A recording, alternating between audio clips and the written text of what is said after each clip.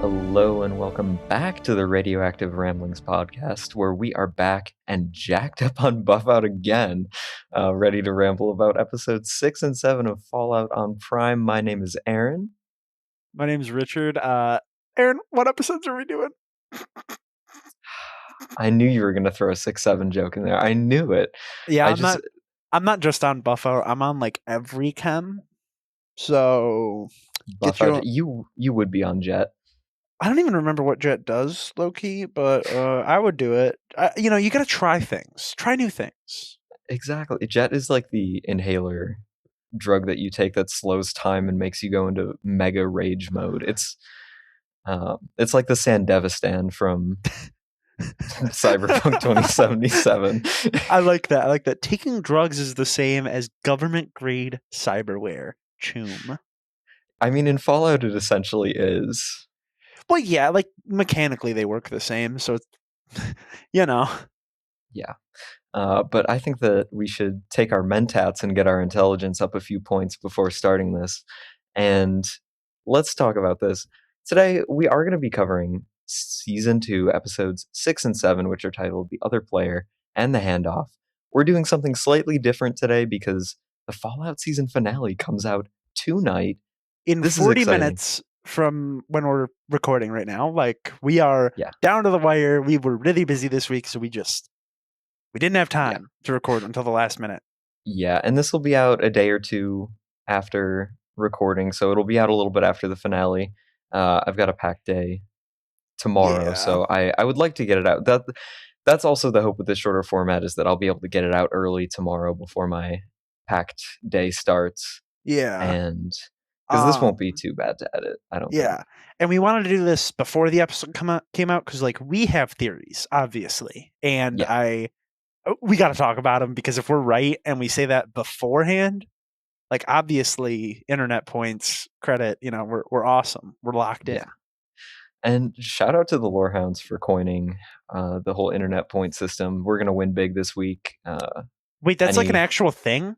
I don't know anything about the Lorehound server. Holy shit. Yeah, they do like internet point thing. It's not an official system, but it is a part of the Lorehounds lore, if you will. Yeah, I just remember you said that to me. You texted me something about that when we were talking about the boys, because I called Billy Butcher going fucking crazy talking to whatever. I don't remember the actor's name. Jeffrey Dean Morgan. Yeah, from The Walking Dead. Yeah. I remember I called that, and you texted me that I earned internet points for that, and I was so confused. And I think that there's plenty of room for us to earn some internet points today. So, do you want to let the people know how they can get a hold of us in case they want to put in their thoughts and theories for Season 3, I guess, because this will be coming out presumably after everyone has already seen the finale.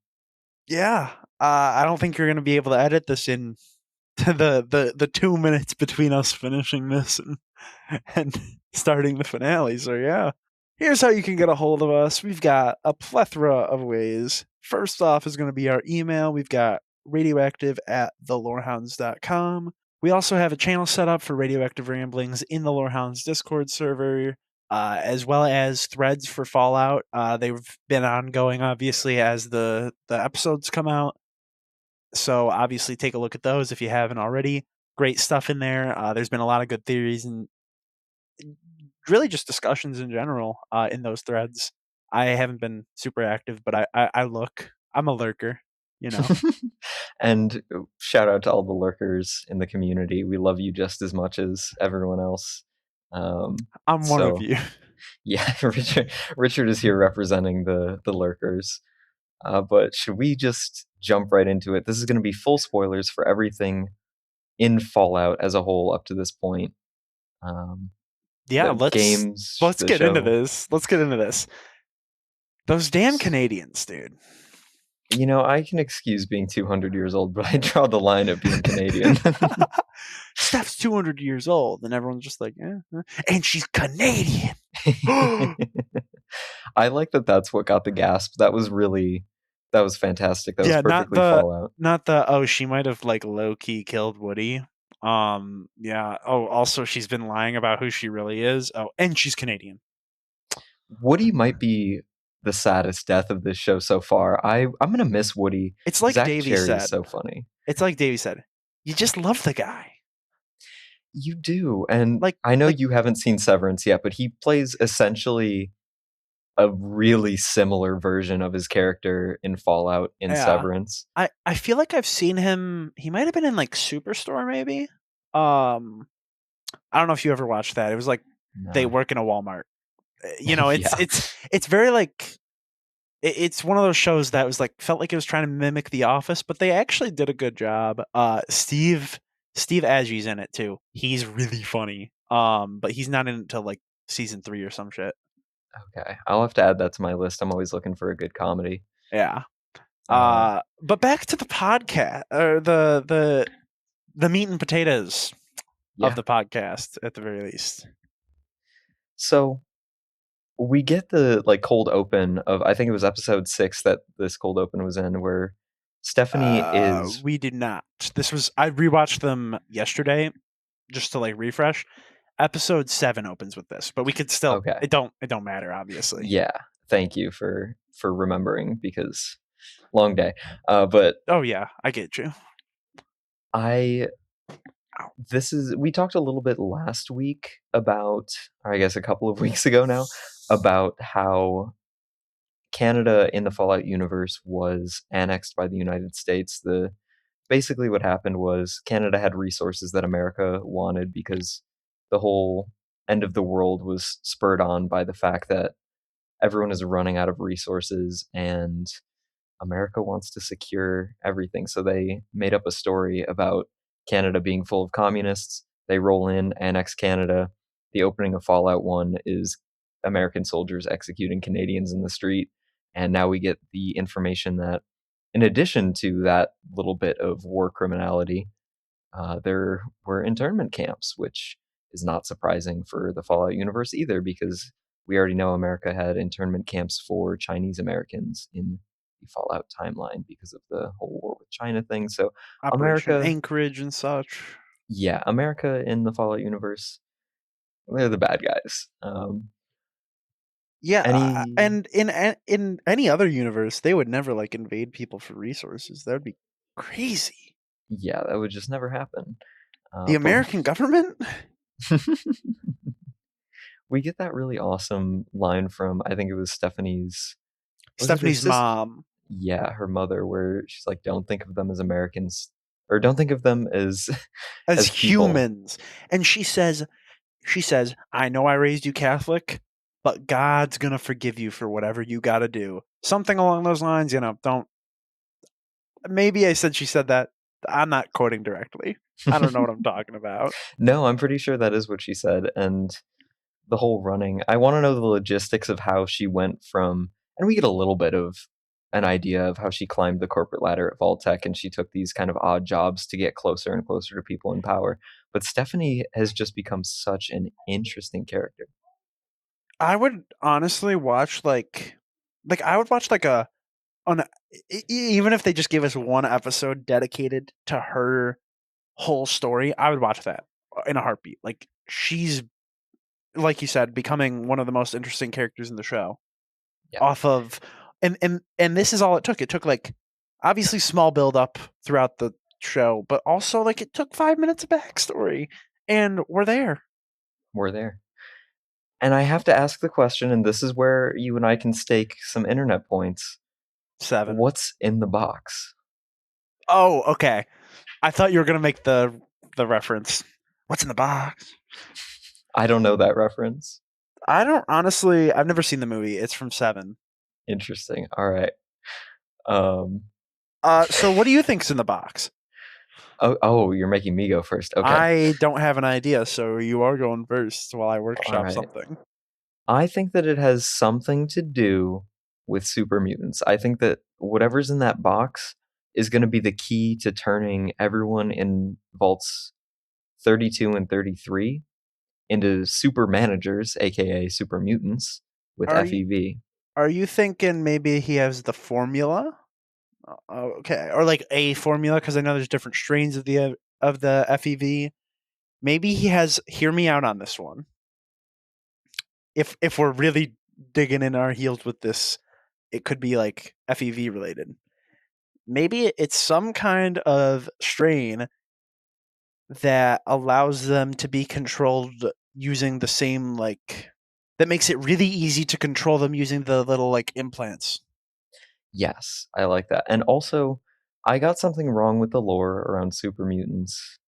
I think in a previous episode I said that we don't know why necessarily some super mutants retain their full intelligence and why some of them It's because of the are different stupid. strains, right? No, so that's where I was wrong. I think that's what I said Oh, previously, or maybe I implied that. I don't know. The real answer is FEV, when it comes into contact with someone who isn't irradiated, turns you into an intelligent super mutant. But if you are just like a random wastelander who's been exposed to radiation their whole lives, something about the way that the radiation interacts with the FEV makes you one of the dumb mutants. okay. Can we take this one step further and assume that if you have more radiation, you become like a behemoth?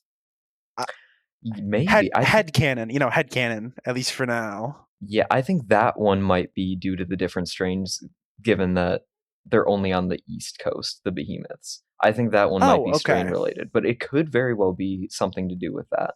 So Right. that's kind of like that's why the master from Fallout. We're already getting way off track, but that's why the master from Fallout One was seeking out vault dwellers to Okay. turn into super mutants because Because he wanted intelligent ones. he wanted them to be the commanders of his army, That basically. that makes sense. I can picture that. All right. So now we come to one of my favorite parts of the episode. Maximus putting on the NCR power armor. That shit was gas, right? I'm gonna mark that. Yeah, mark Never it. underestimate the power of brand recognition, Richard. That's a good quote, but at the same time, you always come back to where you came from, I think is the Yeah, line he said. I also complete miss by Amazon. Why was episode 5 called I Remember Good People when Maximus says that in episode 6? they do kind of. They have the episode titles a little bit offset from where things are specifically said. Like the other player was the title of episode 6, but we have in episode 5 Robert House saying that he thinks there's another player. So I think they like to sort of mix things around in that sense. Fair enough. Ah, dude, what a season it's been. I can't stop thinking about how insane this season has been. Everything after episode 1 was great. 2 and 3 had some moments, Yeah. but then everything since episode 4 peak. I would have to agree. It was a little bit of a slow start to the point where when I was watching episodes 2 and 3, I was worried about where they were going. I thought not enough was happening, and they proved me wrong. Episode 5 was a banger. Episode 7 was a banger. Not that episode 6 wasn't, but it's like, They all had their moments. Like 6 had a lot of good stuff with the ghoul, with Cooper, yeah. really. Because I mean, come on, every fucking time he's on some shit. And then episode 6 that was also the one with House in the past. I mean, right? I think that was 5 primarily. Shit. Okay, I'm flipping them. No, you're good.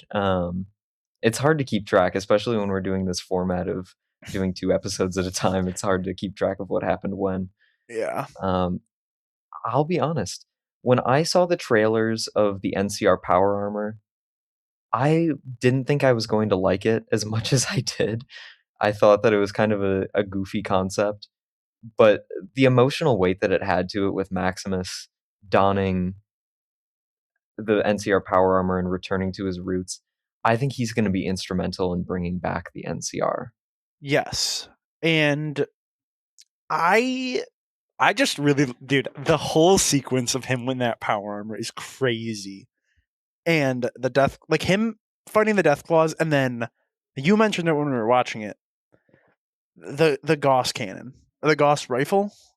Oh, it looked sick. like it looked amazing. The way that the coils actually like powered up and like the way that it worked just like it should in the game, just Mhm. itched something in my brain. I don't know what it is. I like that they're leaning into the more sci-fi weapons. Like, they had Maximus with his laser pistol when he was having his tussle with Quintus. They Now had they the have the power crossbow. fist. Yes. I think for season 1, they had to ease people in. It's like, yes, this is a sci-fi post-apocalyptic world, but people who are just easing into it, maybe they're not ready to see all of the crazy futuristic gadgets, and I like that they're starting to fold those in. Yeah. We gotta talk about Thaddeus. Yeah. What is happening to this guy? Because I don't think Cooper even knows. Cooper looks disgusted and horrified. every time every time he tried to talk to Cooper, he just had that like pissed off look on his face. It was, oh my god. I Okay, so while Thaddeus, what is happening to Thaddeus? I genuinely have no idea. I saw people saying that they thought he was just going to become a centaur, but from what I understand, that's completely impossible because centaurs are created by merging or submerging a person as well as at least one, but probably multiple animals in a vat of FEV, is how I thought they were created. That is correct. That is what is in the established Fallout lore so far. However, I will say that this show doesn't have a problem with bending lore a little bit to Yeah. make the Plus, story interesting. I did rewatch season one recently. The snake oil salesman literally just grabs some random bullshit out of his box and puts it in a vial and then has Thaddeus sniff it. So like it could just be it could be something new. It could be a centaur. It could be, whatever, like something that's already happened that we just wouldn't consider because of the lore. Yes. And there are like unique mutants in the Fallout universe, like Richard Gray, aka the Master. Harold is a unique mutant, so The he tree, could be right? something. Yeah, tree. But he was in Fallout 1 from the beginning. He was actually one of the Master's traveling companions back in the day. So there's a precedent here for there to be some kind of new mutant variant, and I would like that a lot. I think that diversifying in the show kind of works a lot better than doing it in the game. It gets hard when you're making a video game and you are on a time constraint and you have a certain amount of models, and you're not just going to make unique models for each mutant. You're going to make Yeah. something that can be a little bit more universal. Yeah, you're gonna make So 1,000. You're gonna use the same feral ghoul for everything outside of glowing ones and like special variants. yes, exactly. So I am personally on team Thaddeus is something new. I I would wouldn't like that. Yeah, I wouldn't put it past the show to make him a centaur, but I wouldn't bet my money on it. Because then we don't know of any intelligent centaurs, and I think if they make Thaddeus a mindless mutant, it's really wasting Johnny Pemberton. Is it John Pemberton? It's Johnny Johnny Pemberton? Pemberton. It He's would be so wasting Johnny Pemberton. He's too funny to be dude. a non-speaking role. I think I've sent a few of them to you. I love seeing him on like my For You page because he just rambles about random shit, and it is always the funniest shit. And every time, at least since Fallout Season 1 came out, every time you open the comments, you're gonna see some guys, what the hell is my squire doing? Or oh, Brotherhood, help me, my squire's cooked, like stuff like that. And I love that. That's funny as fuck. I need to start quoting. Oh, just talking ghoul stuff over here on a daily basis. You talk a lot of cool stuff already, so yeah, it would Yeah, really fit into your vibe. it would. I kind of look like a ghoul. I think I look more like a ghoul the way I be burning myself. You make a good point there. And I But act like when I like hanging out in like abandoned metro tunnels. you're feral, that's for sure. But I am feral. let's talk And about the obviously cut Strauss. this out, but just ask your mother.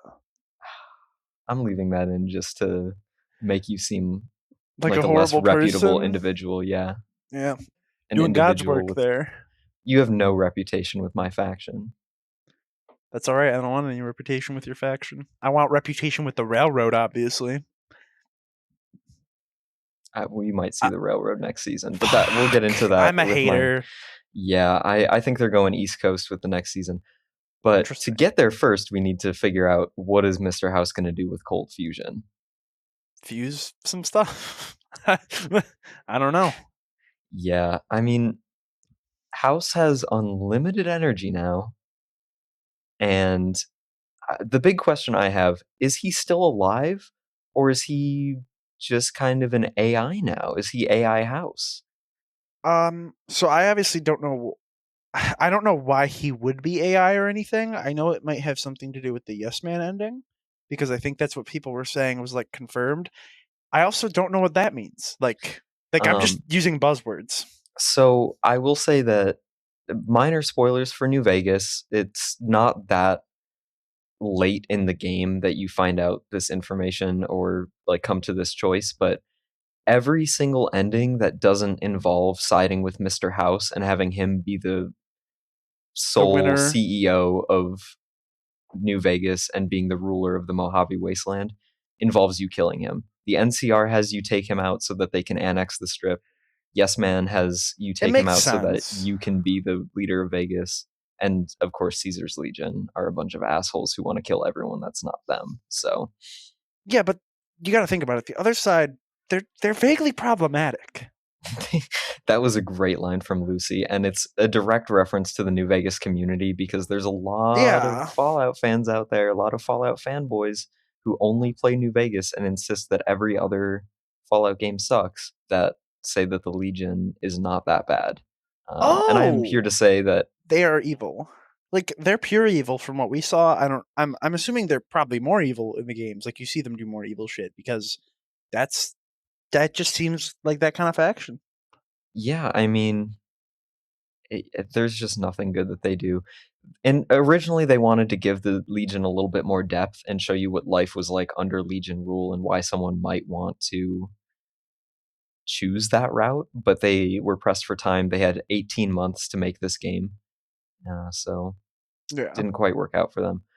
The Vault Dwellers. This remains such an interesting plot line.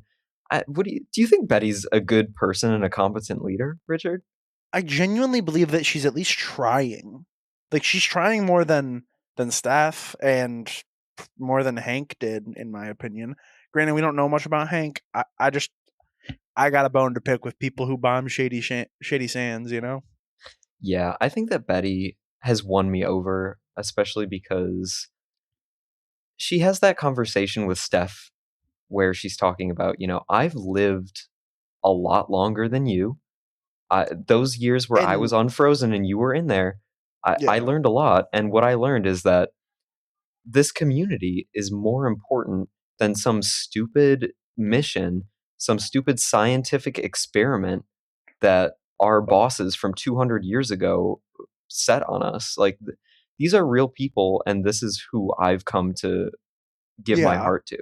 I definitely liked that a lot. Like I still can't fuck with her because like she did work at Vault Tech, and Vault Tech, but like I get what you mean. Like I'm definitely more sympathetic.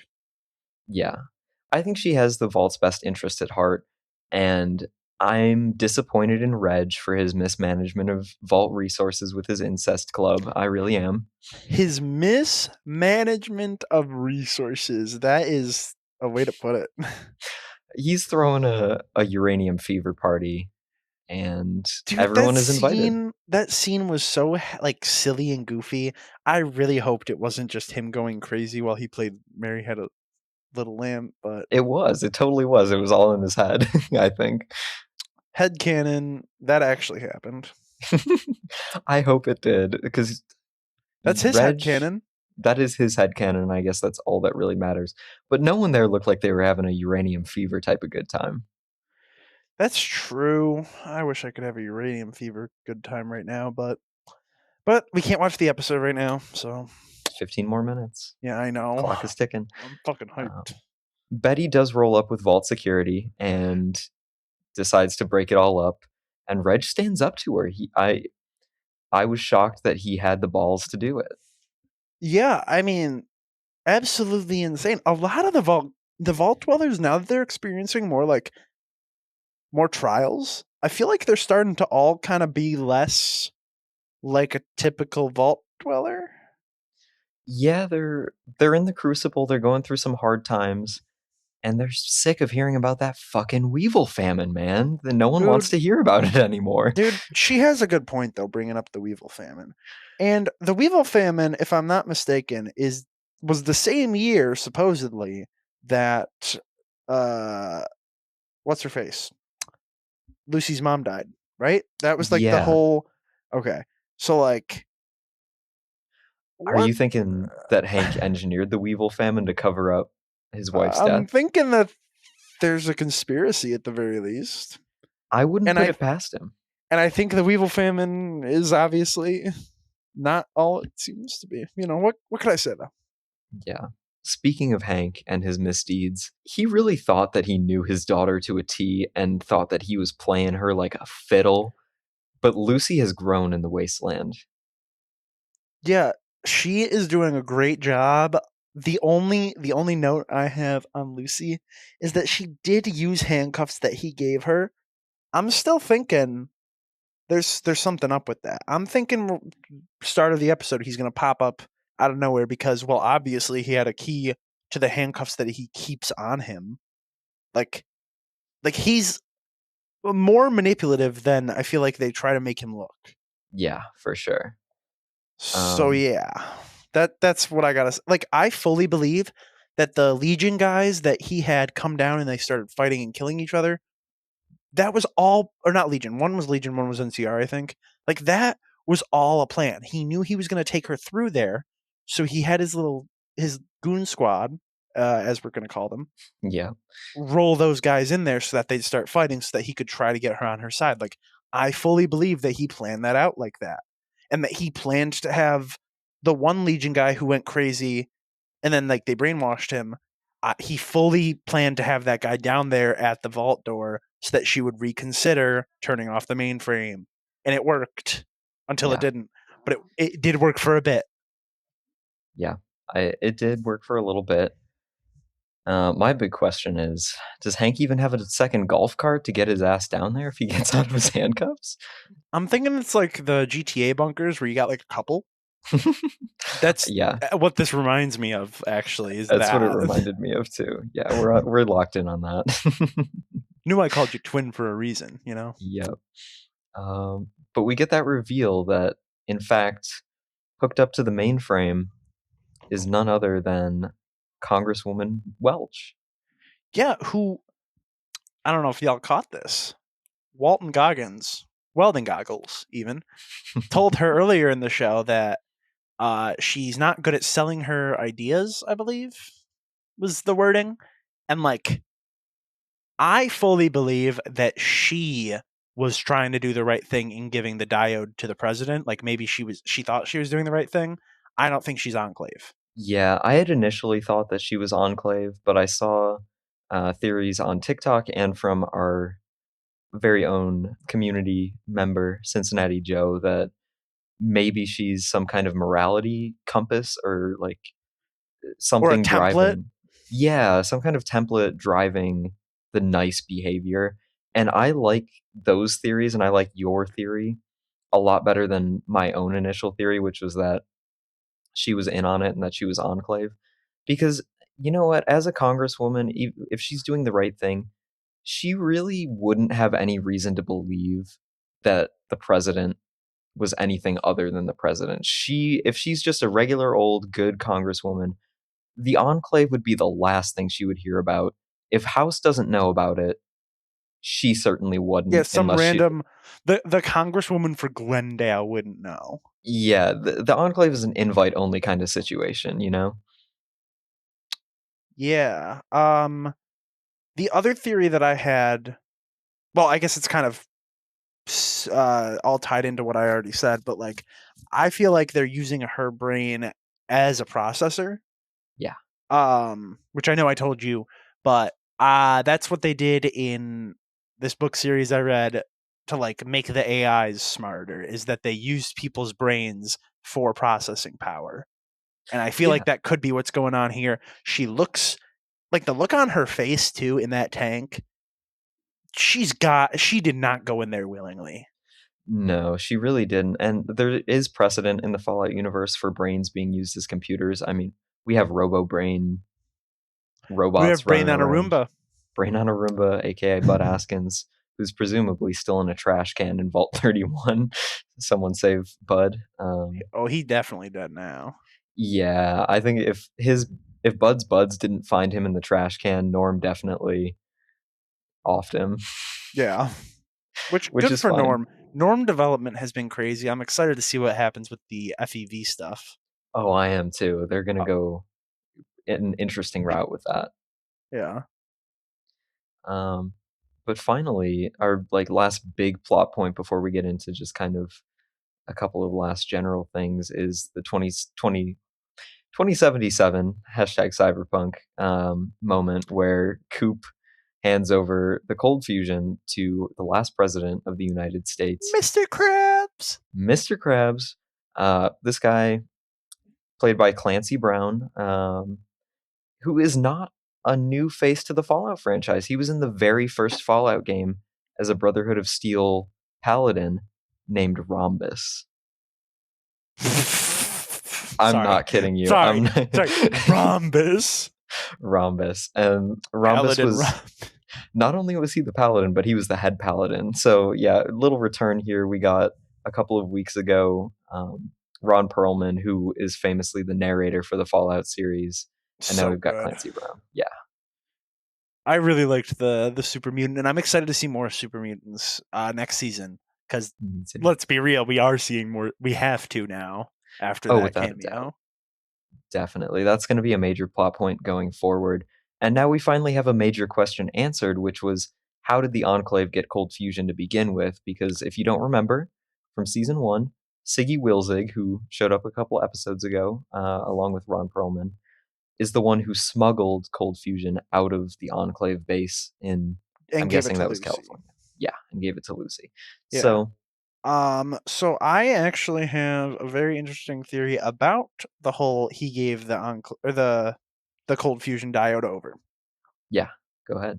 Not even, I guess, a theory, but I think that this is the last we're going to see of like the corporate espionage subplot in the 2077 like flashbacks because of his reaction to the bombs dropping in episode 1.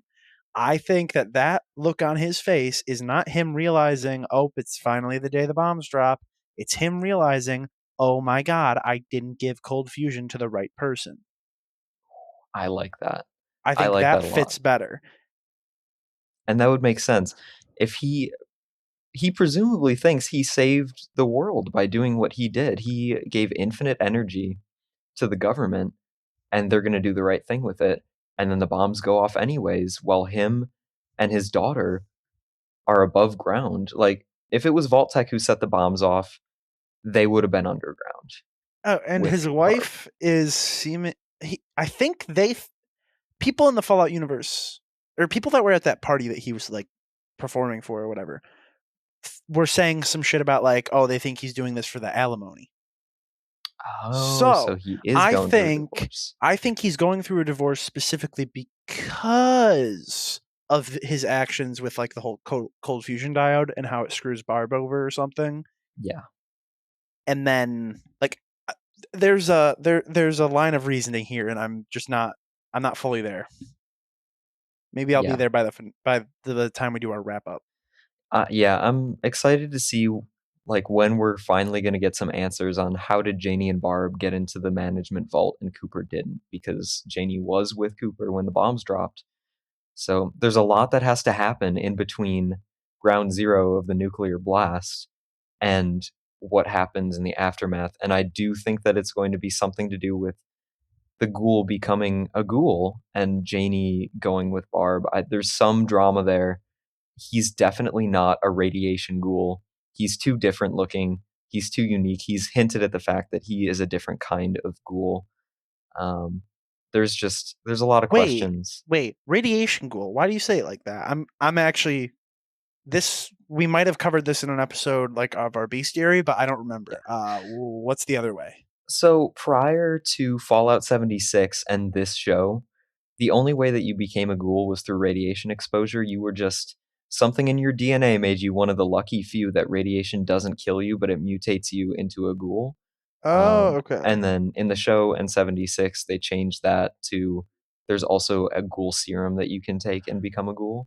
Okay. I didn't know if there was like another method, I guess. I didn't think about that as like the canon one from There 76. there very much could be another method.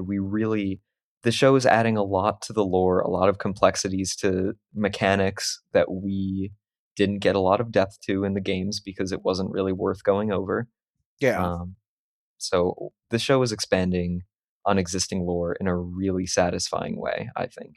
Oh, for sure. Any other thoughts before we start to wrap it for today? This has been a fun instant session. I feel like More of we're these. punchy.